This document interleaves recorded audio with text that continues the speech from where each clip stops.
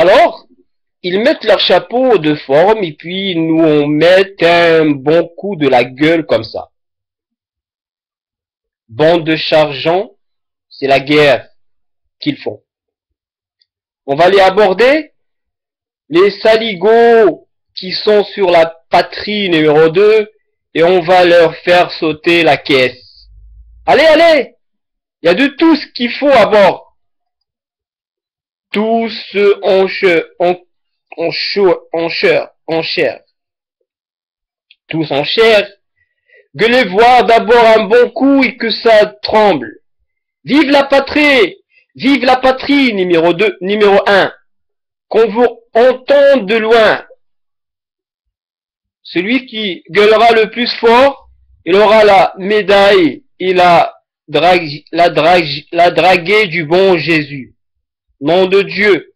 Et puis ceux qui ne voudront pas crever sur mer, ils pourront toujours aller crever sur terre où c'est fait bien plus vite encore qu'ici.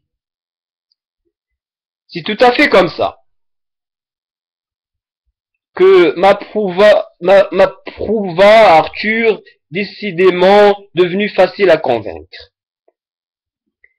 Mais voilà, pas que juste devant le café où nous étions établis régiment se met à passer. Et avec le colonel par devant sur son cheval, et même qu'il avait l'air bien gentil et richement gaillard, le colonel, moi je ne fis qu'un bon d'enthousiasme. Le colonel, moi je ne fis qu'un bon d'enthousiasme. J'avais voir si c'est ainsi que je crie à Arthur et me voici parti à m'engager. Et au pas de course encore. C'est rien, c'est Ferdinand qu'il me crie. Et Arthur en retour vexé sans aucun doute par l'effet de mon héroïsme sur tout le monde qui nous regardait.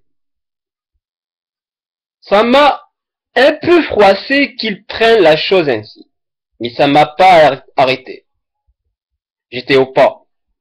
J'y suis, j'y reste. Que je me dis. On verra bien,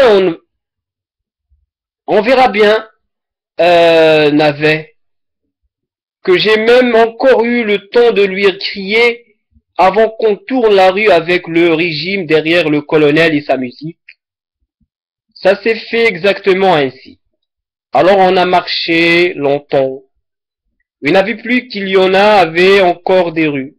Et puis dedans, dedans, des villes et leurs femmes qui nous poussaient des encouragements.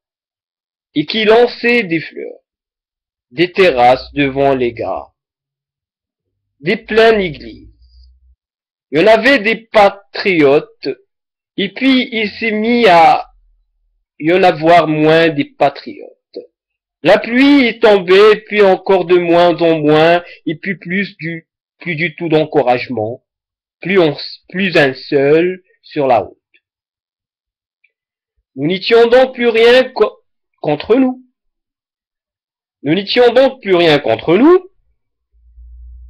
Les uns derrière les autres. La musique s'est arrêtée. En résumé que je me suis dit alors, quand j'ai vu comment ça tournait, c'est plus drôle. C'est tout à recommencer. J'allais m'en aller, mais trop tard. Il avait refermé la porte en douce derrière nous, les civils. On était fait comme des rats.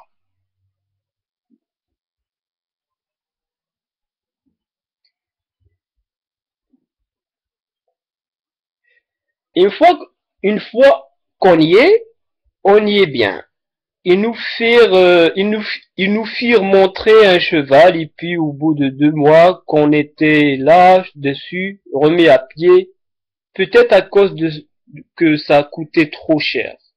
Enfin, un matin, le colonel recherchait sa monture. Son ordonnance était partie avec. On ne savait où dans un petit endroit, sans doute où les balles passaient moins facilement qu'au milieu de la route. Car c'est là précise, car c'est là précisément qu'on avait fini par se mettre, le colonel et moi, au beau milieu de la route. Moi tenant son registre où il y inscrivait des ordres. Tout au loin sur la chaussée, aussi loin qu'on ne pouvait voir, il y avait deux points noirs. Au milieu comme nous, mais c'étaient deux Allemands bien occupés à tirer depuis un bon quart d'heure. Lui, notre colonel, savait peut-être pourquoi ces deux gens-là tiraient. Les Allemands aussi peut-être qu'ils savaient. Moi-même, vraiment, je savais pas. Aussi loin que je recherche dans ma mémoire, je ne leur avais rien fait aux Allemands. J'avais toujours été bien aimable et bien poli avec eux. Je les connaissais un peu, les Allemands. J'avais même été à l'école chez eux.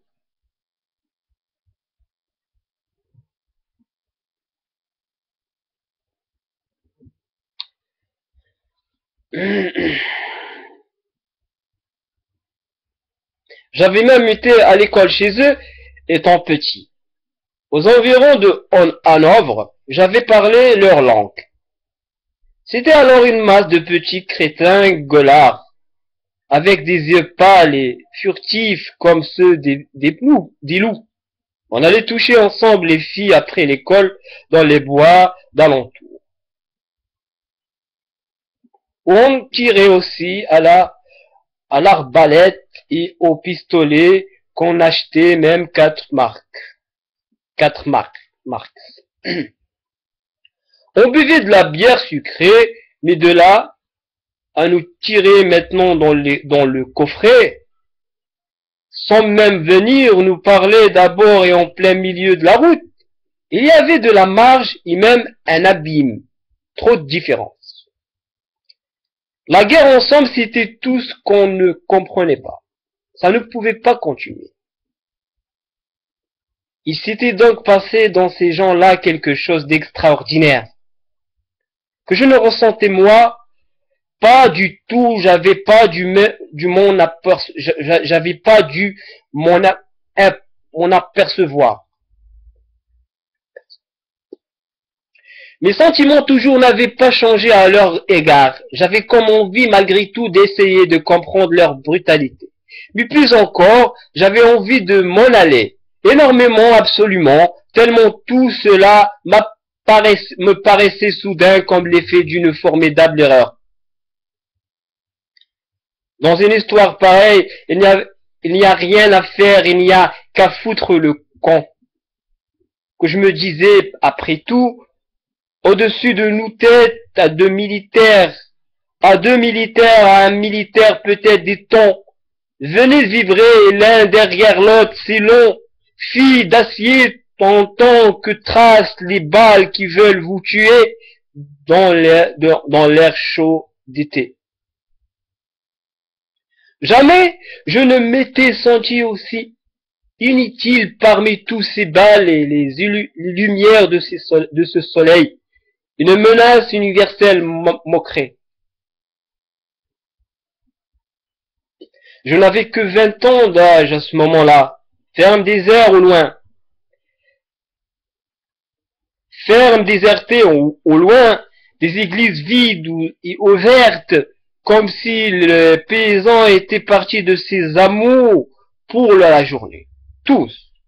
Pour une fête à l'autre bout du canton. Et qu'il nous osait, qu'il n'ose laisser en confiance tout ce qu'ils possédaient. Leurs campagnes, les charrettes, brancards en l'air, leurs champs, leurs enclos, la route, les arbres et même les vaches. Un chien avec sa chaîne, tout quoi. Pour qu'on se trouve bien tranquille à faire ce qu'on voudrait pendant leur absence. Ça avait l'air gentil de leur part.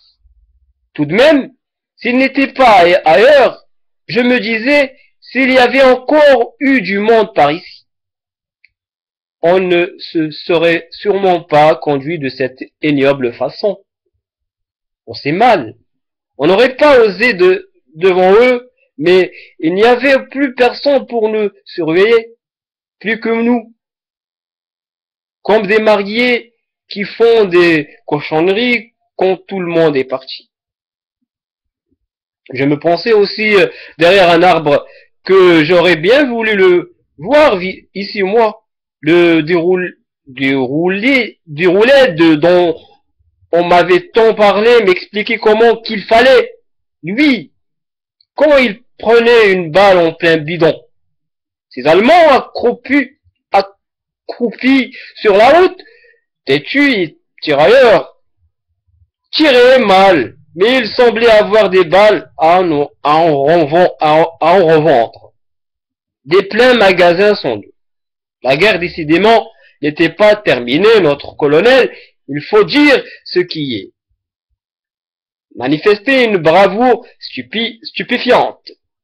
Il se promenait au beau milieu de la chaussée et puis de long en large parmi les trajectoires aussi simplement que s'il avait attendu un ami sur le quai de la gare, un peu impatient seulement. Moi d'abord, la campagne, faut que je le dise tout de suite. J'ai jamais pu la sentir. Je l'ai toujours trouvée triste, avec ces bourbiers qui n'en finissent pas, ces maisons où les gens n'y sont jamais et ces chemins qui ne vont nulle part. Mais quand on y ajoute la guerre en plus, c'est à pas y tenir. Le vent s'était levé, brutal, de chaque côté des talus. Les peupliers mêlaient leurs rafales de feuilles au petit bruit sec qui venaient de là-bas sur nous. Ces soldats inconnus nous rataient sans cesse, mais tout en nous entourant de 1000 morts. On s'en trouvait comme habillé, j'en n'osais plus remuer. Le colonel, c'était donc un monstre. À présent, j'en étais assuré pire qu'un chien. Il n'imaginait pas son trépas. Je conçus en même temps qu'il devait y en avoir beaucoup de comme lui dans notre armée. Des braves et puis tout autant sans doute dans l'armée d'en face qui savait combien un de plusieurs millions, peut-être en tout. Dès lors ma frousse devint panique. Avec des êtres semblables, cette imbécilité infernale pouvait continuer indéfiniment. Pourquoi s'arrêterait-il? Jamais je n'avais senti plus implacable la sentence des hommes et des choses.